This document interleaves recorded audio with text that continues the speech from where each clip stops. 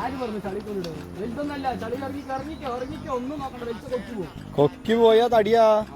അപ്പൂസിന്റെ അച്ഛൻ പെട്ടെന്നല്ല ഊമ്പ കറങ്ങി എടുക്കണം. പോടാ എടുക്കടാ. ഞാൻ നിനക്ക് ശരിക്കും മീൻ പിടിക്കാൻ അറിയോ? അത് വെറുതെ മീൻ തീറ്റ കൊടുക്കാണത്.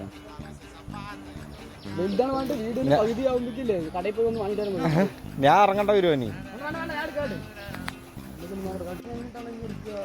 അങ്ങനെ വിവരം കെട്ടാതെ എന്നിട്ട് വിചാരിപ്പിച്ച സ്ഥലം അതിനവിടെ ഇട്ടു. അടി പിടിക്കറ, വള്ളത്തിനുള്ളിൽ കൈയിടാ, എന്നിട്ട് അങ്ങനെ വീടിന്റെ താഴേക്ക് കൈയിടും. അങ്ങനെ ശരിക്കും കാട് പോലെ അതിലൂടെയൊക്കെ കാട് പോലെ ആയി. ആദ്യം ഇത്ര മരങ്ങളൊന്നും ഉണ്ടായിരുന്നില്ലല്ലോ.